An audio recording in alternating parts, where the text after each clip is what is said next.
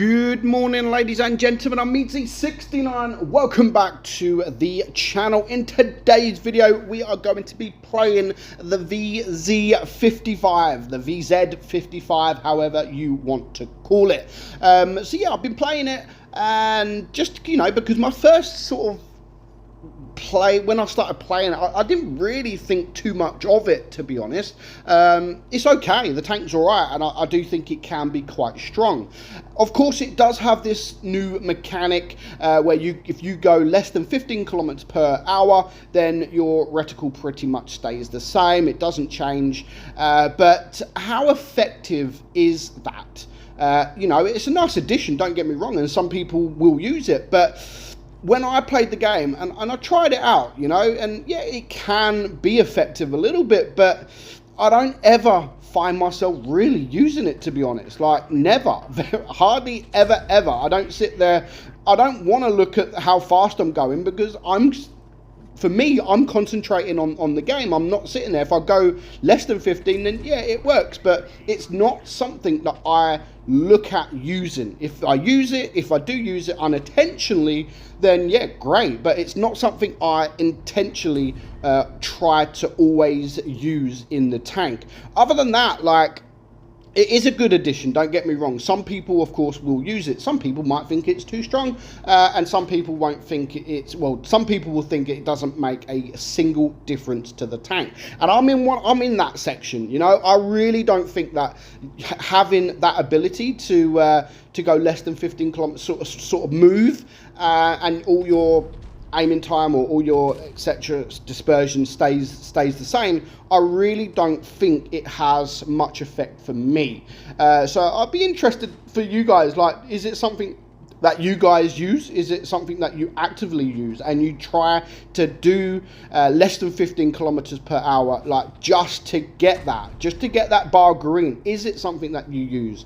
Because personally, I just don't use it, and I don't think that the tank really does need it, to be honest. I do think the tank's really good.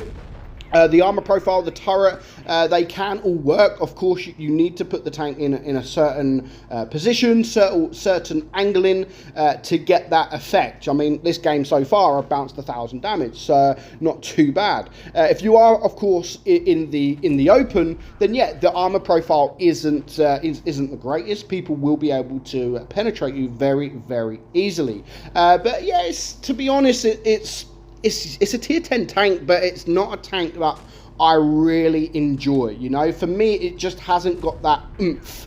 But yeah, it doesn't mean it's a bad tank. I'm not sitting there saying, oh my god, this is a bad tank, because it's not. It is a good tank. It's a decent tank. But I just don't get no enjoyment from it, you know. I don't get excited to play it like other tier 10 tanks. For me, it's just a solid tank. It can perform. It can get bounces. It can do damage. But it's definitely not one of those tanks that I sit there and think, you know what, I'm going to play this tank today. I really, really want to play this tank. It definitely isn't one of those tanks. So let me know your thoughts in the comments below. Is it a tank that you really enjoy? Is it a tank that you absolutely hate? Do you think it needs to be changed? Obviously, it's going to be changed in the coming update a little bit. It's going to be rebalanced. And again, do you use that mechanic? Because I, for sure, am one of those that doesn't use it. I mean, in certain positions, like if you are in a hold down position, say like here, if he stops here on this ridge, and he's sort of moving backwards and forward, then yeah, in that kind of situation, it might work. But it's not a situation that I try to deliberately get myself in. You know, if I'm in a hold down position, I stay in that hold down position until I can get a shot off. It's not something that I try to show my turret backwards and forwards less than 15 kilometers an hour, just so I can keep that the aiming time, the dispersion, etc. Like this kind of position where you've got that wall, yeah, that kind of position, it might be able to work, because you are making, obviously if you do move, you will make it more difficult, and that is something I still do, of course. I'm not just going to sit there in a hold down position showing my turret and making it easy for the enemy to aim at weak points, etc. I do sort of move. If I am in a hold down position, I do lift my turret up and down, side to side, you know, go backwards and forward, but I don't try and get my shots off. So for me, the mechanic doesn't affect me. It makes no difference whatsoever. But again, that is not saying that it's bad. That's just saying that I don't see any effect from it. You guys might think differently.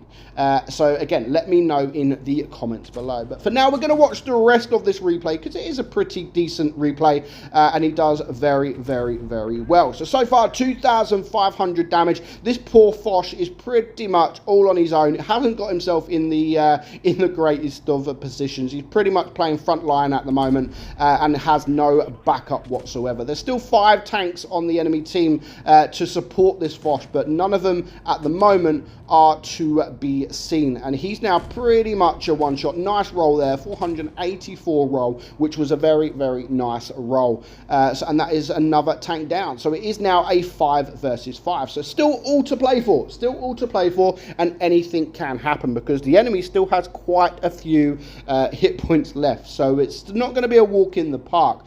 So he's going to push forward.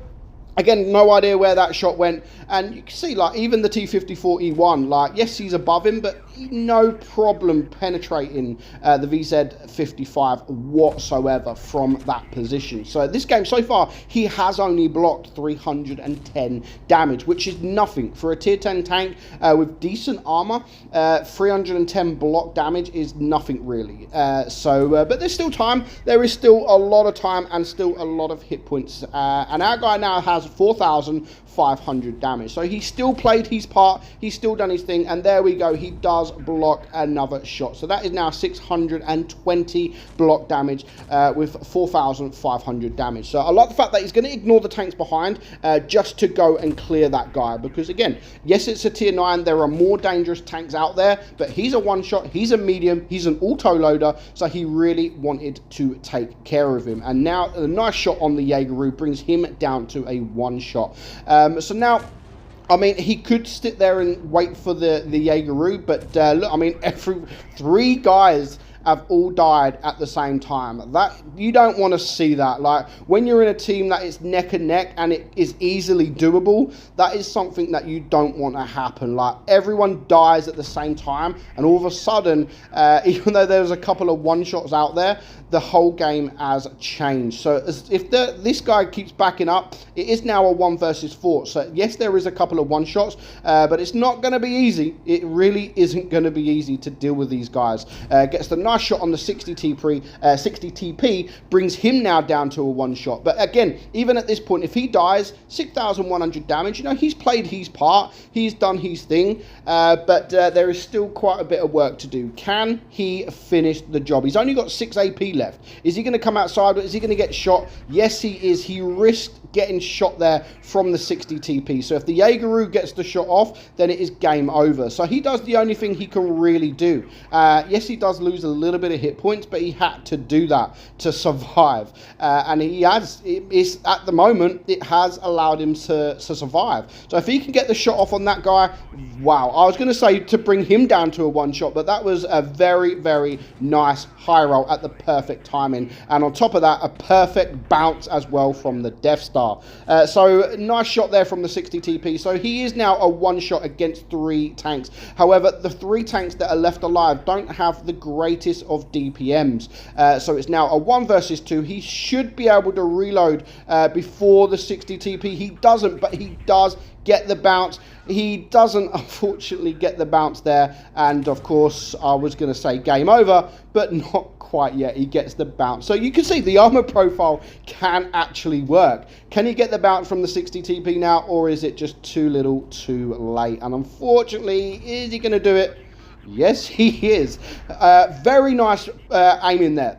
So he could have easily gone for the 60 TP, but considering the 60 TP had only just shot, going for that Death Star then was an absolute must. He had to do that. Otherwise, if he would have shot the 60 TP, the Death Star would have reloaded, and all the Death Star needs to do is splash a bit of HE. But at the moment now, he's done a remarkable job, absolutely remarkable job. It's a 1 versus 1. Both of these tanks are a one-shot. Who is going to be the best? There is the 60 TP, but I don't know why he done that, to be fair. He played an absolutely brilliant game, but he was the one to make the mistake. He should have just waited, allowed the 60 TP to make a mistake. But other than that, fantastic game. 8,400 damage, almost 4,000 block damage. So you can see the armor profile can work. But not a bad tank, to be fair. It is a nice tank, but for me, the mechanic just doesn't do it for me. So I hope you enjoyed today's video. I'm Meadsy, and I'll catch you soon. Bye-bye.